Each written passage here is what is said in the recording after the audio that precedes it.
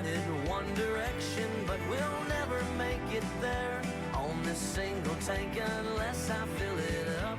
I didn't know where I was going, but my dad would always say, pray out loud, make us proud, and son, don't forget where you come from. Stay a little longer, hold 'em up higher. Here's to all of y'all all-nighters. Listening to your local country radio station, chances are you've come across a song or two from Kyle Park. He released his first studio album at just 20 years old and hasn't slowed down since. Kyle has a string of radio hits and multiple #1 songs under his belt, or shall I say under his belt buckle. He's not just country, he's Texas country. He's shared the stage with legends like George Strait and Clint Black. But tonight, you get him all to yourself at his concert in Tomball. Kyle, since you'll be up late tonight, you can go back to bed after talking to us. No, don't worry about I've got 2 kids. I've been up for a while. Don't worry. All right. When we say country, it's a big umbrella. In fact, a lot of country songs can slide into, the pop genre, the blues genre, what have you. But when we say Texas country, what are we talking about? Well, don't quote me, but if you ask me, a lot of us are independent musicians, no record label behind us. We're just totally self-driven, paid for. And for example, I write my own songs. All the 7 albums I've released, I've written all but 4 or 5 of those 80 songs, something like that. We continuously tour year-round. We don't just tour for a minute and tour for a season. We tour year-round, as much as we can. Yeah. And songs are about the Texas we're born in spirit. Texas. Songs about the Texas spirit, the Texas grit. Your inspiration is kind of like, working class, simple life. Your dad was a plumber. Yes, ma'am. He was a plumber. My grandpa was a plumber. Unfortunately, I lost my dad when I was a kid. I was 12. He was 43, passed away. And that song, Don't Forget Where You Come From, we're just playing. That's definitely about my dad, at least in a autobiographical way.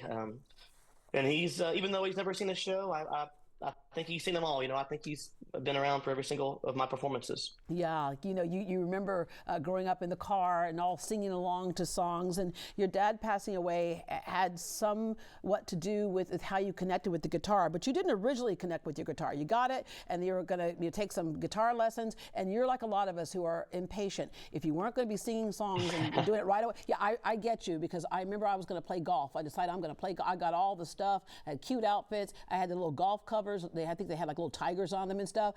And I went out and played 1 round, and I haven't played since. So you got impatient and were like, okay, let me put it aside. Yeah, I was 9 or 10 when I first took a lesson, but it didn't do anything for me. It was very basic, very structured, and that's not why I wanted to play the guitar. And it wasn't until I was 14 where I just picked it up and learned by ear a couple of songs I liked from the radio.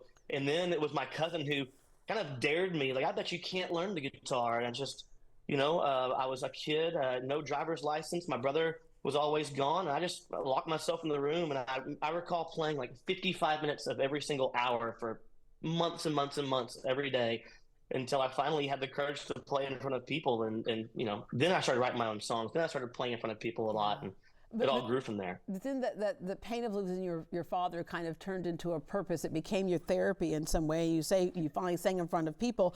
You actually had an idol, Johnny Lee, and then you joined him on stage. Yeah.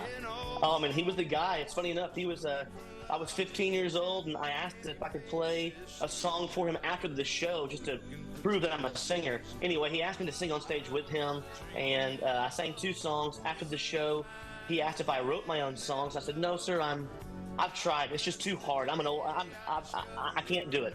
And I'm 15. I've tried. And anyhow, he said, son, writing songs is like working out. The more you do it, the stronger you'll get. And I took the advice to heart, and I went and just wrote a song, every day for a while until they got better and better, and I got stronger and stronger. Yeah, you say you wrote a ton of bad songs, but that's how you get there before you get to those good songs. Oh, I still do. I still have bad workouts, Hey, we get it. You got to go into recovery on that and then come back out swinging again. All right, you released your first song in 2005, Somebody's Trying to Steal My Heart, which sounds like a great country title. Yeah. Wrote that when I was 17 years old, didn't know a thing about love, but it was fun. It felt like a little catchy ditty, and from there I just, not much about that song except I've been playing it every single show for the past 20 years, and I still like playing it. Yeah. Have you ever been out driving along in your car and all of a sudden you heard it play on the radio? Oh yeah, that's the coolest feeling still. I mean, since the very first time I heard it when I was a kid in high school until even now, it's always like, hey, look at that. Turn it up. Yeah. How's it sound? Does it sound different than my headphones? What's the difference? It's always just, yeah, it's exciting. I ask a lot of artists that, and it's funny because, depending on when they came into the business, one of them told me, he goes, yeah, I think it was Clay Walker. He said, yeah, and then I was like, after it was over, I reached down to turn to rewind the cassette and then realized that wasn't a cassette. It was on the radio and everybody else was hearing it as well. So making your name in Texas country. In college, you released your first studio album, Big Time. You went to Texas State, which is a great area because I went to UT, so we were constantly all in the area going to different events and venues, and so were you, except you were on stage. Yeah, and to be honest, I really chose Texas State. At the time, it was Southwest. I do admit that it was Southwest Texas I applied to, but I went to school at Texas State, and I chose San Marcos because it was in the middle of all of the Texas country pockets. College Station was close by, Austin, San Antonio, Waco wasn't far. Even Dallas-Fort Worth wasn't that far compared to me moving away or moving to the Panhandle, something like that. So I loved San Marcos. Yeah. And you just kept going and kept going. Anywhere in Texas, Make or Break Me, Begging for More, the Blue Roof sessions that you did, and don't forget where you came from, as we talked about earlier. Your latest albums, All Nighters in 2024 and 2025, Rewind, the acoustic sessions. Now, we were talking about different styles of country earlier. Nashville has a tendency today, I think, to be very polished, right? Sometimes a lot of instrumentation. When you go back to the acoustic part, it kind of goes back to those country roots of sitting on the front porch with just a man and his guitar or a woman and her guitar. Absolutely, and really it's just the songwriter in me. All these songs on this record are ones I wrote either by myself or co-wrote, and this is how I imagined them when I first heard them. And this is how, playing in Tomball at Main Street Crossing, this is how the song's going to sound, not like the multi-instrumental, big, polished version. And I like polished music too, I mean, no doubt about it. But yes, this acoustic version is just, it reminds me of a campfire or a living room feeling or just a you and me intimate, really get to know me type performance. Yeah, and sometimes that's how you start a song anyway, right? You just kind of start with getting the melody and all that stuff, or all that stuff down, and then you start adding the layers of instrumentation and vocals later. You have been on those big stages, opening with George Strait, Clint Black, Willie Nelson, all of it, but there's something about being in a more intimate space, which is what you will be in tonight at Main Street Crossing. Yeah, I mean, I loved opening for George Strait, Clint Black. I've opened for some really fantastic artists.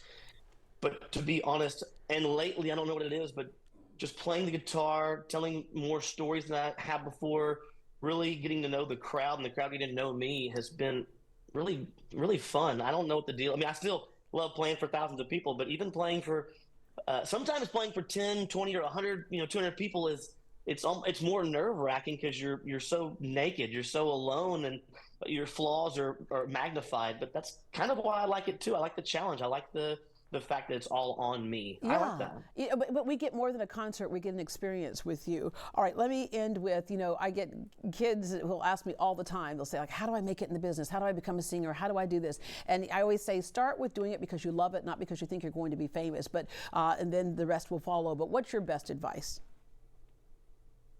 Oh man, don't ask me that one. I mean, for years I've always said just play, because experience is so important. I know that things have changed in the past 5 years with overnight success with social media, but I still believe that experience is so important and understanding what can happen on stage. Things can go wrong, microphones can go down, amps can go out, crowds can be different than the night before, and you learn those things. And to me, just play as much as you can. I mean, I wouldn't turn down a gig if I was new. I wouldn't turn any opportunity. Just play them all. I did a concert a few years ago and I was nervous about it, and a friend of mine goes, Deborah, you don't have to win a Grammy, just do what you love and we're going to be there to support you. So it was fun. It was a bucket list type of thing. Thank you so much for joining us this morning, and go feed your kids some breakfast, and we'll see you tonight. Thank you very much, Deborah. Have a great day. All right, you too. You can catch Kyle Park tonight at Main Street Crossing in Tomball. Doors open at 6 and showtime is at 8. To purchase your tickets, visit greatdayhouston.com.